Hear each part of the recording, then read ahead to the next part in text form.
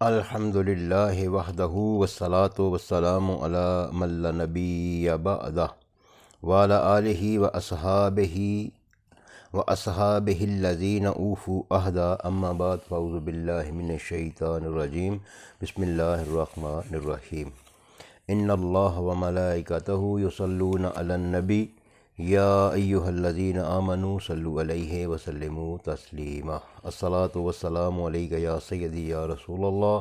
وعلی آلک واصحابک یا محبوب رب العالمین۔ آج کی اس مختصر سی ویڈیو میں چند گزارشات پیش کرنی ہے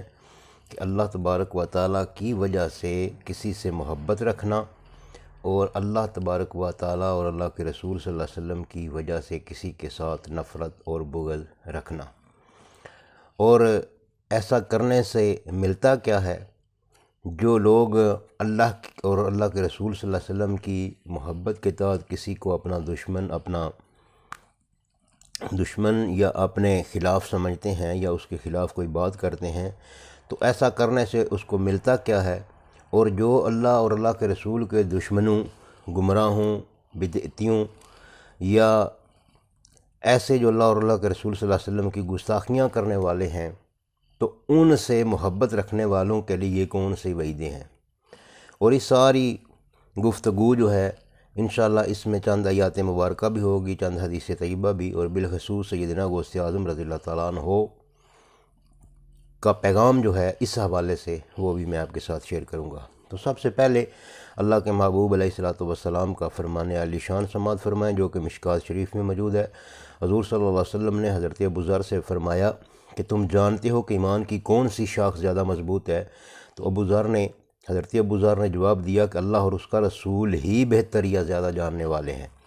تو نبی پاک علیہ الصلوۃ والسلام نے فرمایا کہ اللہ کی رضا اور خوشنودی کے لیے آپس میں ایک دوسرے سے میل جول رکھتے ہیں، اور اللہ کی رضا اور خوشنودی کے لیے کسی سے بغض اور نفرت رکھتے ہیں۔ اس سے اگلی حدیث پاک جو ہے اسی موضوع کے ساتھ جڑی ہوئی کہ اللہ کے محبوب علیہ الصلوۃ والسلام نے ارشاد فرمایا کہ انسان اپنے دوست کے دین پر ہوتا ہے۔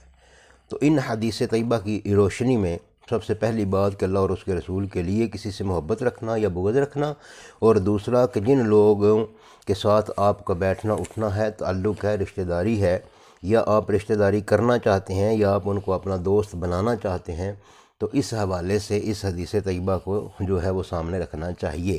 کہ جس کو دوست بنایا جائے وہ کوئی با اخلاق ہو، با کردار ہو، نیک سیرت ہو، صحیح العقیدہ ہو، بد عقیدہ نہ ہو، گمراہ نہ ہو، بدعتی نہ ہو۔ تو سب سے پہلی حدیث قرآن مجید کی آیہ مبارکہ اس موضوع کے حوالے سے وہ سورہ ہود کی آیت نمبر 113 ہے۔ اللہ تبارک و تعالیٰ ارشاد فرماتا ہے، ترجمہ کچھ یوں ہے، اور ظالموں کی طرف نہ جھکو کہ تمہیں آگ چھوئے گی۔ تو یہاں پہ یہ جو لازم ظالم کہا گیا ہے، تو اس سے مراد مفتی احمد یار خان نعیمی رحمۃ اللہ تعالیٰ علیہ ہے۔ آپ فرماتے ہیں اس سے مراد بد مذہب لوگ ہیں، یعنی جو بظاہر اسلام کا لبادہ اوڑے ہوئے ہیں، بظاہر کلمہ طیبہ پڑھتے ہیں، لیکن گمراہ فرقوں میں ان کا جو ہے شمار ہوتا ہے۔ اس سے اگلی آیہ مبارکہ، اور اگر شیطان تمہیں بھلا دے تو یاد آنے پر ظالموں کے پاس نہ بیٹھو، سورہ انعام کی آیت نمبر 68 ہے۔ اس سے اگلی آیہ مبارکہ جو ہے المائدہ کی آیت نمبر 51 ہے۔ اللہ رب العالمین ارشاد فرماتا ہے، اور جو تم میں سے جو ان سے دوستی کرے ان میں سے ہی ہوگا۔ مطلب یہ کہ اگر کسی گمراہ یا بد مذہب کو آپ اپنا دوست بنائیں گے، اس سے محبت رکھیں گے، تو میدان معاشر میں آپ اس کے ساتھ ہی اٹھیں گے، یا دیکھنے والے لوگ جو ہیں وہ آپ یعنی وہ یہ تصور کریں گے کہ ان میں سے ہی ہو، ان جیسے ہی ہو تم۔ تو احتیاط بہت لازمی ہے۔ تو اسی موضوع کے حوالے سے سب سے پہلی حدیث طیبہ جو ہے وہ سماعت فرمائیں کہ نبی پاک علیہ الصلوۃ والسلام کا ارشاد عالی شان ہے، یعنی تم ان لوگوں سے الگ رہو، وہ تم سے الگ رہیں، کہیں تمہیں گمراہی میں نہ ڈال دیں، کہیں تمہیں فتنہ میں نہ ڈالیں۔ مسلم شریف اور ابو داؤد شریف۔ اس سے اگلی حدیث طیبہ جو ہے اللہ کے محبوب علیہ السلام کا فرمان عالی شان ہے کہ جس نے کسی بد مذہب کی تعظیم کی یا توقیر کی تو بے شک اس نے اسلام کو ڈھانے میں مدد کی۔ جامع الحدیث۔ اس سے اگلی حدیث پاک وہ یہ ہے کہ اللہ کے محبوب علیہ الصلوۃ والسلام ارشاد فرماتے ہیں، اور ان کے ساتھ نہ بیٹھو، یعنی کسی بھی گمراہ فرقے کے ساتھ، اس کی آپ سمجھ سکتے ہیں جو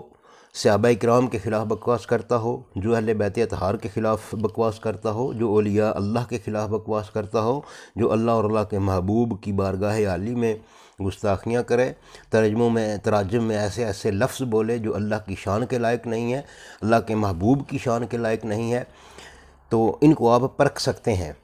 جیسا کہ مثال کے طور پر روافظ ہوں، خوارج ہوں، نواصب ہوں یا قادیانی ہوں، ایسے لوگوں سے آپ اپنے دامن کو بچا کے رکھیں، ان کے ساتھ نہ بیٹھیں۔ اللہ کے محبوب علیہ الصلوۃ والسلام کا فرمان سماعت فرمائیں کہ ان کے ساتھ نہ بیٹھو، ان کے ساتھ کھانا نہ کھاؤ، اور نہ ہی پانی پیو، اور نہ شادی بیاہ کرو، اور میل جول نہ کرو، اور ان کے بیماروں کی عیادت نہ کرو، اور ان کے ساتھ نماز نہ پڑھو، اور مر جائیں تو ان کا جنازہ نہ پڑھو۔ یہ حدیث مبارکہ جو ہے صحیح ابن حبان میں بھی موجود ہے، بہقی شریف میں بھی موجود ہے، لسان المیزان میں بھی، اور تاریخ بغداد میں بھی۔ تو اس سے ایک آگے قول سماعت فرمائیں جو کہ سنن دارمی شریف میں موجود ہے، امام محمد ابن سیرین کا، اور یہ شخصیت اتنی بڑی شخصیت، اتنی قداور شخصیت ہے، وقت کے امام ہیں، امام بخاری اور مسلم رحمۃ اللہ تعالیٰ علیہ کے بھی استاد ہیں۔ تو آپ کے پاس دو قدری آ گئے، یعنی تقدیر کے انکاری، تو انہوں نے آ کے کہا کہ آپ ہمیں اجازت مرحمت فرمائیے کہ ہم جو ہے آپ کے سامنے ایک قرآن مجید کی آیت پیش کرنا چاہتے ہیں۔ تو آپ نے انکار فرما دیا۔ پھر انہوں نے کہا کہ آپ ہمیں ایک حدیث طیبہ پڑھنے کی اجازت مرحمت فرمائیے، تو آپ نے اس سے بھی انکار کر دیا۔ جب وہ چلے گئے تو آپ کے شاگردوں نے، آپ کے خادموں نے پوچھا کہ حضور اگر وہ اللہ کے قرآن کا کچھ حصہ آپ کے سامنے تلاوت کر لیتے، اللہ کے نبی کے فرمان کا کچھ حصہ آپ کے سامنے تلاوت کر لیتے تو کیا حرج تھا؟ تو آپ نے ارشاد فرمایا، یہ اپنے دل کی تختیوں پر لکھ لیں اس بات کو کہ وقت کے امام ہیں، وہ فرما رہے ہیں کہ وہ قرآن کی آیت تو صحیح پڑھتے اور اس سے کوئی فاسد معنی نکالتے یا فاسد مفہوم جو ہے وہ نکالتے، اور وہ فاسد مفہوم میرے دل میں گھر کر جاتا تو میرے لیے بربادی تھی۔ تو اس لیے میں نے پسند ہی نہیں کیا کہ وہ میرے سامنے کچھ کریں، پڑھیں یا کوئی مفہوم ایسا بیان کریں۔ تو آج بھی اس امر کی ضرورت ہے کہ ہم ایسے لوگوں سے بالکل دور رہیں، کنارہ کش رہیں، ان کی تحریرات، ان کی کتابوں، ان کے لٹریچر، ان کی تقاریر، ان کی جو ہے وہ کلپس، ان کی کیا تنظیم، ان کی جماعتوں کے ساتھ اپنا تعلق نہ رکھیں، حتیٰ کہ جو سوشل میڈیا پر ایسے گمراہ لوگوں کے پیجز ہیں ان کو نہ ہی لائک کریں، نہ شیئر کریں، نہ کوئی ان کی ویڈیو، کیونکہ قابل اعتماد نہیں ہے۔ ہو سکتا ہے کہ ہمیں ظاہری طور پر سمجھ نہ آ رہی ہو، لیکن وہ جو چیز پوسٹ لگا رہے ہیں، جو چیز کوئی قرآن مجید کی آیت یا حدیث کو موضوع بنا کر جو مفہوم پیش کر رہے ہیں وہ مناسب نہ ہو، صحیح نہ ہو، اور ہمیں پتہ بھی نہ چلے تو اور ہم کسی گمراہی میں ڈوب جائیں، تو اس سے گریز کرنا چاہیے۔ تو اب آتے ہیں، جس طرح میں نے عرض کیا تھا کہ سیدنا غوث اعظم رضی اللہ تعالیٰ عنہ بالخصوص جو اس سارے موضوع کے حوالے سے کیا ارشاد فرماتے ہیں، تو بات تو بہت لمبی ہے، غنیۃ الطالبین کے صفحہ نمبر 169 سے میں چند چیزیں پیش کرنا چاہتا ہوں۔ سب سے پہلے تو یہ ہے کہ آپ سیدنا غوث اعظم رضی اللہ تعالیٰ عنہ نے، جو کہ ایک سند اور حجیت کی دلیل ہے ہمارے لیے الحمدللہ، کہ سنت اور جماعت کی پیروی پر بہت زیادہ آپ نے زور دیا ہے، اور اس کے بعد آپ نے جو دوسرا عنوان قائم کیا ہے وہ ہے اہل بدعت سے اجتناب کرنے کا حکم۔ تو ایک یہ بھی مغالطہ اکثر و بیشتر دیا جاتا ہے کہ شاید جو لوگ ایسی بات کرتے ہیں، کسی کو دور کرنے کی بات کرتے ہیں، مثال کے طور پر کہتے ہیں کہ خارجیوں کے ساتھ نہ بیٹھے اٹھیں، روافظ سے اپنے روابط نہ رکھیں، تو لوگ ایسے علماء اکرام کو یا ایسے شخص پر تنقید کرتے ہیں کہ یہ لوگ معاذ اللہ ایسا جملے بول دیتے ہیں کہ فتنہ پرور ہیں، فرقوں کو ہوا دیتے ہیں، فرقہ وارانہ چیزوں کو، باتوں کو ہوا دے رہے ہیں۔ ہرگز ایسا نہیں ہے۔ اصل میں وہ آپ کو بچانے کی کوشش کر رہے ہیں، اور ان کی نظر میں وہی یہ ساری چیزیں ہوتی ہیں کہ ایسا کرنے سے کیا اجر ملتا ہے، اور اگر ہم نے لوگوں کو آگاہی نہ دی اور لوگ ان کے ساتھ بدعتیوں کے ساتھ، گمراہوں کے ساتھ، بعض مذہبوں کے ساتھ ملے جلے رہے تو ان کا نقصان کیا ہوگا۔ تو اس پر ہماری بھی پکڑ یا پوچھ ہو سکتی ہے کہ ہم نے متنبع نہیں کیا، کل کو کوئی عذر پیش کر سکتا ہے کہ ہم کو بتایا نہیں ہے۔ تو اس ساری صورتحال کو پیش نظر رکھتے ہوئے وہ اپنی ڈیوٹی ایمانداری کے ساتھ دے رہے ہیں، اور ایسے لوگوں پر بے جا تنقید کے بجائے ان کا شکریہ ادا کرنا چاہیے۔ میں اکثر ایک مثال دیتا ہوں کہ اکثر اگر ایک آدمی کے گھر میں وہ رات کا وقت ہو، سو رہے ہوں گھر والے، اور ان کی پچھلی دیوار کو کوئی پھاڑ لگا کر توڑ کر ان کے گھر میں چوری کرنے کی کوشش کر رہا ہو، اور ایک شخص وہ جو وہاں سے گزر رہا تھا تو اس کو یہ چیز اچھی نہ لگی، اس نے ایسا کیا کہ دستک دی ان کے دروازے پر، گھر والوں کو جگایا اور انہیں بتایا کہ آپ کے گھر میں چوری کرنے کوئی آیا ہوا ہے، پچھلی دیوار آپ پر جا کر دیکھیں۔ اور گھر والے اس پہ ناراض ہو جائیں کہ تو نے ہمیں جگا دیا ہے، یا یہ دوسرا رد عمل کریں کہ اس کو پکڑ لیں کہ تو ہی چور ہے، تو یہ کتنی ناانصافی کی بات ہے۔ اس طرح ایسے علماء کرام یا ایسے لوگ جو ایسے لوگوں سے متنبع کرتے ہیں، ہونا تو یہ چاہیے تھا کہ ان گھر والوں کو اس شخص کا شکریہ ادا کرنا چاہیے تھا، اس کی ہاتھ چومنے چاہیے تھے کہ بھئی تمہارا بہت شکریہ، تو نے ہمیں اطلاع دی، متنبع کیا، ہم اپنے گھر کو حفاظت میں لے لیں گے۔ تو اس کے برعکس اکثر کیا جاتا ہے۔ تو ایسا ہی کچھ رویہ ہمارے لوگوں کا، ایسے علماء کرام اور ایسے لوگوں، ایسے اور فکر والوں کے ساتھ لوگوں کا ہے کہ جو متنبع کرنے والے ہیں، جو بتانے والے ہیں یہ راستہ پرخطر ہے، اس راستے پہ ڈاکو لٹیرے ہیں، آپ دوسرا راستہ اختیار کریں جو صراط مستقیم ہے، تو لوگ ان لوگوں پر بے جا تنقید شروع کر دیتے ہیں اور ان کو برا بلا بھی کہتے ہیں۔ اور ویسے بھی اگر آپ دیکھیں نا، تو جو لوگ اس قسم کی گفتگو نہیں کرتے ان کی زیادہ پذیرائی ہوتی ہے، جو صرف معاملات اور اخلاقیات پہ چلتے رہتے ہیں نا۔ مثال کے طور پر اگر ایک شخص جو ہے، ایک عالم دین صرف اخلاقیات پہ درس دیتا ہے تو اس کو زیادہ پذیرائی ملتی ہے، حالانکہ اخلاقیات کا درجہ بہت بعد میں آتا ہے، سب سے پہلے تو یہ چیزیں ہونی چاہیے۔ تو بہرحال گفتگو لمبی ہو گئی، تو اب آپ سماعت فرمائیں سیدنا غوث اعظم رضی اللہ تعالیٰ عنہ، آپ کا موقف کیا ہے؟ آپ اپنی امت کو کیا تعلیم دیتے ہیں کہ اہل بدعت سے کس طرح دور رہا جائے؟ اگر دور رہا جائے گا تو کیا ملے گا، اور اگر ان کے ساتھ محبت رکھی جائے گی تو کون سی وعیدیں ہیں اور تم کو کون سی پکڑ ہو سکتی ہے؟ لہذا فرماتے ہیں کہ امام احمد بن حنبل رحمۃ اللہ تعالیٰ کے حوالے سے ایک قول نقل کرتے ہیں کہ اہل بدعت گمراہ کو جس نے سلام کیا گویا اس سے محبت رکھتا ہے، کیونکہ حضور کا فرمان عالی شان ہے کہ باہم سلام کی کثرت کرو تاکہ محبت بڑھے، یعنی کسی سے سلام کرنا یہ اس سے محبت کرنے کی دلیل ہے اور محبت کو پھیلانے کی دلیل ہے۔ مزید فرمایا کہ گمراہ بد مذہب سے معاذ اللہ کے لیے اس سے عداوت رکھے، اہل بدعت کے مذہب کو باطل جانے اور اس کے باطل ہونے کا یقین رکھے۔ حضور علیہ الصلوۃ والسلام کا فرمان ہے کہ جس نے اہل بدعت کو معاذ اللہ کے لیے اپنا دشمن جانا، اس کے دل کو اللہ ایمان سے بھر دے گا۔ مطلب کیا کہ سیدنا غوث اعظم رضی اللہ تعالیٰ عنہ کی تعلیم یہ ہے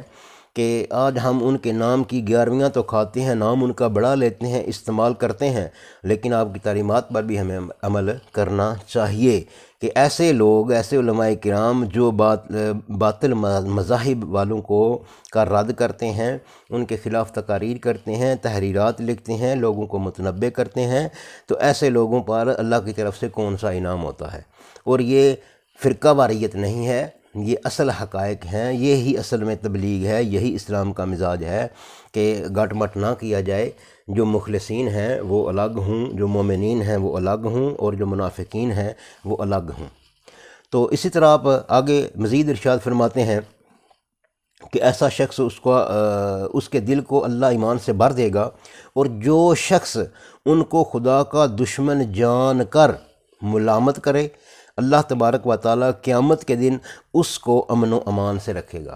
تو آپ اندازہ لگائیے کہ قیامت کا دن کتنا ہولناک ہے، اور وہاں پہ اگر امان کی یا امن کی ضمانت مل جائے تو اس سے بڑا انعام اور کیا ہے؟ ایسے لوگ جو گمراہوں کا رد کرنے والے ہیں، ان کے لیے اللہ تبارک و تعالیٰ قیامت کے دن ان پر ملامت کرنے، ان کو ایکسپوز کرنے، ان کو ذلیل کرنے کے حوالے سے فرما رہا ہے کہ ان کو امان دیا جائے گا قیامت کے دن۔ اسی طرح آگے مزید فرماتے ہیں، اور جو شخص ایسے لوگوں کو ذلیل کرے، ایکسپوز کرے، مطلب یہ ہے کہ بھئی چاہے وہ ڈیبیٹس ہوں، چاہے وہ تحریرات کے ذریعے ان کا رد ہو، چاہے تقاریر کے لیے رد ہو یا کوئی اور بھی طریقہ ہو جس سے گمراہوں اور بد مذہبوں کا رد کیا جا سکتا ہے یا کر رہے ہیں علماء کرام، تو ایسے لوگوں کو جب میدان محشر ہوگا تو ان کو بہشت میں 100 درجے ملیں گے۔ تو یہ تو انعام ہے ایسے لوگوں پر۔ اگر آج کے چند لوگ جو اسلام کی یا علم کی، آپ کہہ لیں دینی علم کی الف با تا صا بھی نہیں جانتے، تو ان کی تنقید کسی کام نہیں آئے گی۔ ایسے لوگوں کو اللہ اور اللہ کے رسول صلی اللہ علیہ وسلم کی طرف سے اس قدر انعامات دیے جا رہے ہیں، ان کا اعلان کیا جا رہا ہے۔ اب یہ بھی سماعت فرما لیں کہ جو ایسے لوگوں کے ساتھ محبت اور رواداری کا معاملہ رکھتا ہے تو اس کے لیے وعید کیا ہے۔ تو سیدنا غوث اعظم رضی اللہ تعالیٰ عنہ فرماتے ہیں، جو بدعتی سے کشادہ روی اور خندہ پیشانی سے ملا، اس نے اس دین کی توہین کی جو اللہ نے محمد مصطفیٰ صلی اللہ علیہ وسلم پر نازل کیا۔ کتنی سخت وعید ہے ایسے لوگوں کے ساتھ۔ یعنی لوگ آج سمجھ رہے ہیں کہ ہمیں مل جل کر جو ہے وہ سب کو ساتھ لے کے چلنا ہے، یا اس قسم کے کچھ چیزیں ہیں، تو آپ سمجھ سکتے ہیں تو اس پر کتنی سخت وعید ہے کہ اللہ کے اس دین کی توہین کر رہا ہے دراصل وہ شخص جو ایسے بدعتیوں اور گمراہ لوگوں کو، روافض ہوں، خوارج ہوں، نواصب ہوں یا کوئی بھی ہوں، ان کے ساتھ محبت برا رویہ رکھتا ہے، تو وہ دین اسلام جو ہے اس کی توہین کر رہا ہے۔ اس سے آگے مزید آپ فرماتے ہیں، جو شخص اہل بدعت گمراہ سے دشمنی رکھتا ہے، اسے اللہ تبارک و تعالی بخش دیتا ہے، خواہ اس کے اعمال تھوڑے ہی کیوں نہ ہوں۔ مزید لکھا ہے کہ جو شخص کسی بدعتی کے جنازہ کے ساتھ جاتا ہے، اس بات پر بھی بڑی توجہ کی ضرورت ہے کہ آج ایک رسم بن گئی ہے، رواج بن گیا ہے کہ کوئی بھی مر جائے، کوئی بھی فوت ہو جائے، لوگ یہ نہیں جانتے ہوئے بھی، شاید کچھ لوگوں کو پتہ نہیں ہوتا اور کچھ لوگ جانتے بھی ہیں کہ یہ فلاں شخص ہے، اس کا فلاں جماعت کے ساتھ تعلق ہے، اس کے نظریات کیا ہیں، اللہ رسول کے بارے میں کیا کہتا ہے، اہل بیت اطہار کے بارے میں کیا نظریہ رکھتا ہے، صحابہ اکرام کے بارے میں اپنی زبان کو دراز کرنے والا ہے، اس کے باوجود بھی لوگ رسماً رواج کے طور پر یا منہ ملازے کے لیے، خاص کر دیہاتوں میں جو اس قسم کا ماحول کریٹ ہوا ہے کہ بھائی تھوڑا سا بھی باثر بندہ فوت ہو گیا ہے، اس کا مذہب کوئی بھی ہے، تو بس سارے جناب منہ اٹھا کر جنازے میں چلے گئے ہیں۔ تو ہمیں اپنے گریبان میں جھانکنا چاہیے اور توجہ کرنی چاہیے، اور سیدنا غوث اعظم رضی اللہ تعالیٰ عنہ کے اس فرمان پر توجہ کرنی چاہیے۔ آپ فرماتے ہیں کہ جو شخص کسی بدعتی کے جنازے کے ساتھ جاتا ہے تو وہ جب تک واپس نہیں آتا اللہ کا غضب اس پر نازل ہوتا رہتا ہے۔ اور مزید آپ پھر وہی اپنی بات کو دوبارہ دہراتے ہوئے فرماتے ہیں کہ اہل سنت کا اس بات پر اجماع ہے کہ ائمہ مسلمین اور ان کی پیروی کرنے والوں کا حکم سننا اور ماننا واجب ہے۔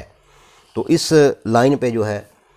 اس پہ بھی تھوڑی سی توجہ آپ فرمائیں کہ اس سے مراد کیا ہے، کہ مثال کے طور پر مجدد دین و ملت امام احمد رضا فاضل بریلوی رحمۃ اللہ تعالیٰ علیہ نے جن لوگوں پر گرفت فرمائی، علمی گرفت، تو اب کچھ دور تھوڑا سا دور آ گیا ہے، لوگ سمجھنے لگے ہیں کہ شاید یہ غلط تھی، یا لوگوں کو اس بات پہ اعتماد نہیں ہے، یا جس طرح